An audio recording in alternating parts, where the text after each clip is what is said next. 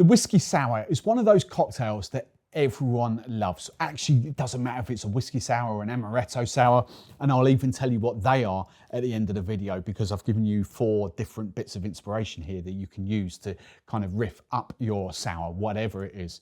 But many of you that have pub sheds, home bars, you put off making them at home, maybe because of the ingredients that are used. I'll come on to that in a second, but also maybe because sometimes a lot of it is having fresh ingredients as well.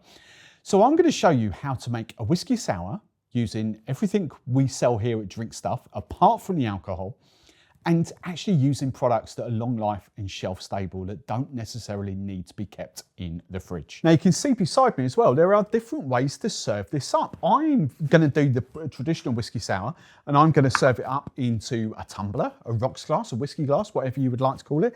And you can see that there. Or you can serve it over in a martini glass or a coupe glass. There is no right or wrong in that respect. You do you. But the principles of making it are exactly the same. So I'm going to talk you through it now. So let's start off with, again, the order doesn't matter if you're making it at home. I'm just going to get the first ingredient out of the way. Look, I'm going for a whiskey. I've got Jim Beam here, whatever you've got. Whether you want to do Scotch whiskey, it's traditionally kind of bourbon or rye or anything like that, you know, but any whiskey will do. You can riff this up into rum. Rum sours are amazing. Tequila sours are amazing.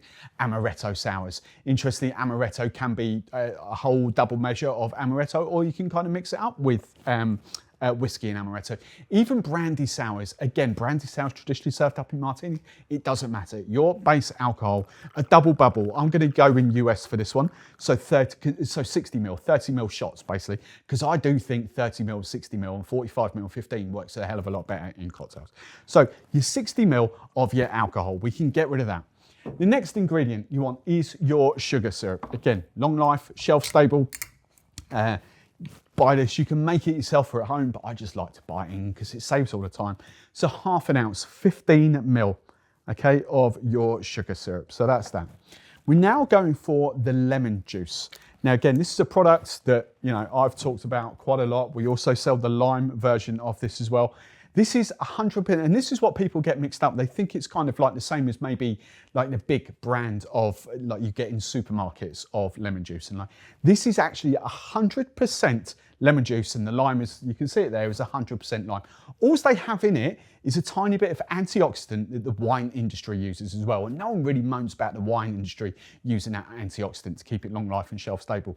You don't have to keep this in the fridge after opened. It will kind of last about 30 days, a bit more.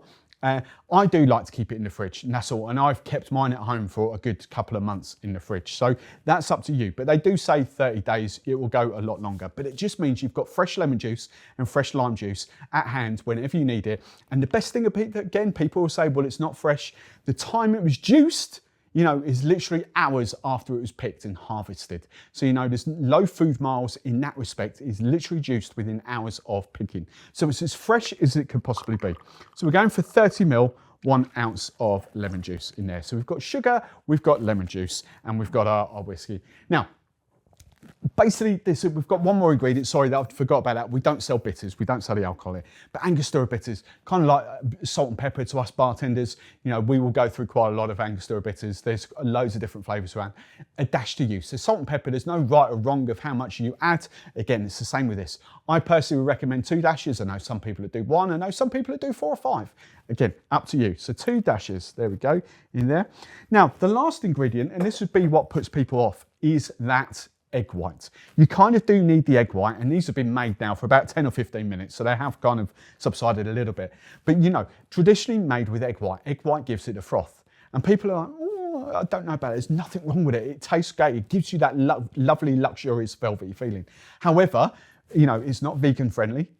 So again, a lot of people are put off there. So a product we have here, and again, I've spoken about this a lot, is the Stilabundt Magic Velvet Foamers. Literally 6 drops of this. It might look expensive at face value, but it is very long life. It is very shelf stable, and 6 drops, this bottle will go a hell of a long way.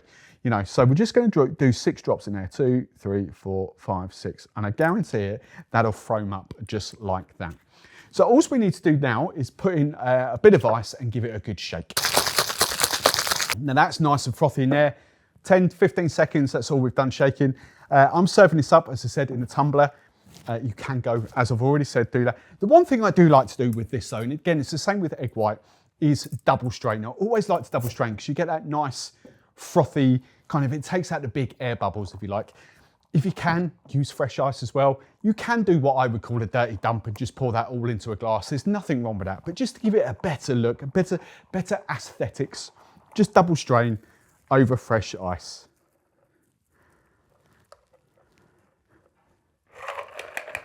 There we go, look at that. And then to garnish, again, we're going long life and shelf stable with the garnish. So traditionally, a cherry. I've got one already picked out here, so I don't have to fiddle about with it. So I've got a maraschino cherry.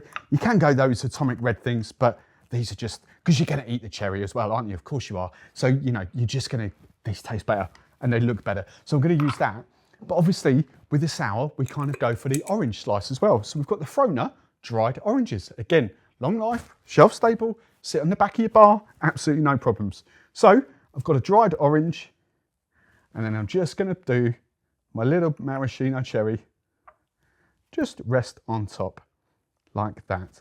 And that is as easy as a whiskey sour gets. And you don't need any fresh ingredients. That is absolutely delicious.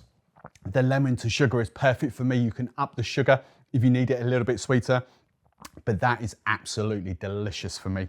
Love those. I much prefer rum if I'm being honest, but whiskey sour, that's the classic, that's easy. Now you want to know what these are. So you know me, I'm all about inspiration, I'm all about ease. Again, every single one of these ingredients in here is long life and shelf stable. All you need is the whiskey or whatever you've used of your choice. So let's start off down this end.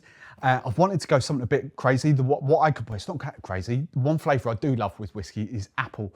Now you could go down the route of Jack Daniel's apple if you wanted to, or Jim Beam even doing apple, but we've got William Fox green apple syrup here. That's just a straight swap for your sugar syrup, okay? In fact, all of these are a straight swap for your sugar syrup. So that's the first one there. We've got that apple gone in there. The second one, now we're getting a bit crazy because whiskey goes really well with peanut butter. So we've got ODK's peanut butter syrup. Again, straight swap for your sugar syrup. That is absolutely delicious. Garnished with a dried orange, garnished with a dried apple. Sorry, that's the wrong way round, isn't it? Of course we have. Sorry, there we go. There we go. Sorry, that's my fault. Apple is obviously garnishing the apple and the orange with the peanut butter. There we go. Sorry, I've got to mess up one point in the video, haven't I? Of course I have. The next thing we've got is the blueberry. So, wherever it is, you might guess what's coming here. I'm mixing up all the brands here. So again, just a straight swap. I've put in Real blueberry puree instead of Monin's sugar syrup for that one. And then we couldn't leave Monin out with one as well. So what we've got on the end there is Monin's brand new spiced red berries. So we've got a spiced red berries whiskey sour there. Again, you can do that. I've actually used honey whiskey in the, which one is it? With the peanut butter, I've used honey Jim Beam as well in there. So absolutely delicious. Plenty of inspiration there. Comments below, let us know what inspiration, what kind of whiskey sour, amaretto sour, what flavors you'd riff up. But the most important thing to note here, they're all long life, they're all shelf stable, perfect for your home bars, perfect for your pub sheds. But to get crazy, just simply swap out your flavors with that.